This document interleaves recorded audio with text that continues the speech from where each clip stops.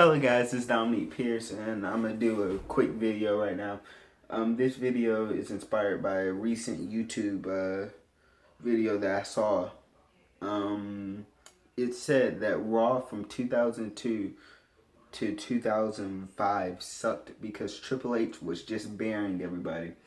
And there was a huge argument on whether Triple H was a good performer or not, and I don't think that should have been the argument because it's undoubtable. Because undoubtedly, Triple H is a great performer. Even right now, he's on the upper echelon of the entire pack, including the NXT people. Triple H is just in ring general. So the question is not whether he's a good performer or not. I think the question should have been, is Triple H a good character? More specifically, is he a good heel?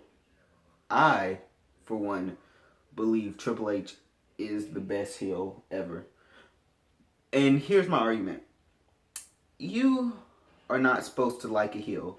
You are supposed to think the heel is an unenjoyable person. He's not good. He's not good in front of the camera, and he's not good behind the camera. Okay? That is why Triple H is the greatest heel of all time. Because when you see Triple H wrestle as a heel, or when you hear him do his promos, you do not doubt for 1 second that Triple H, under this wrestling persona, is an actual terrible human being. Like, if you found out that Triple H took money from a homeless person, you would not be surprised, because Triple H is that great of a heel. You know, there has never been a point in time where Triple H was a heel and he actually got booed and he actually got cheered, because he's a good heel. He's not. That's what I think is wrong with wrestling today. The heels in wrestling today, they try to be cool heels. They try to still get over with the fans, even though that's not their job as a heel. Their job as a heel is to be booed at all cost, and that's what Triple H did. It got so serious to where people are still talking about it today, because his gimmick was, and I believe this was his gimmick, he would find a superstar that the crowd liked that was getting over, and he would immediately beat them.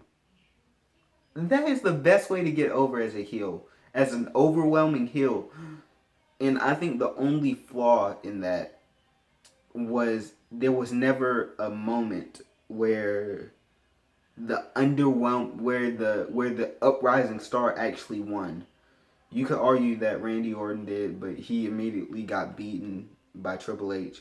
And the ultimate payoff for that was Batista, someone who the crowd didn't necessarily want to win. I think that is where the gimmick where it didn't work, why it's still being debated today whether he's a good heel or not. But I love his heel work. I mean, he would pick anybody who was getting over. When Kane was getting over, he beat Kane. When Rob Van Dam was getting over, he beat Rob Van Dam. When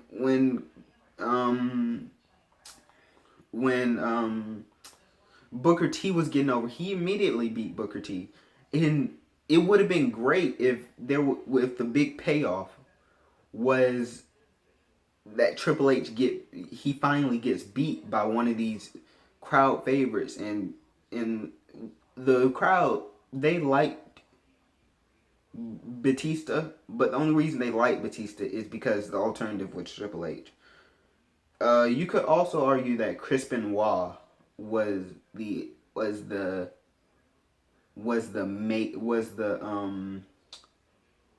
small guy who kind of got over on Triple H, but he got beaten at SummerSlam. So if Chris Benoit beat Triple H in a singles match at WrestleMania, made him tap out, then that would have been the perfect end to the story.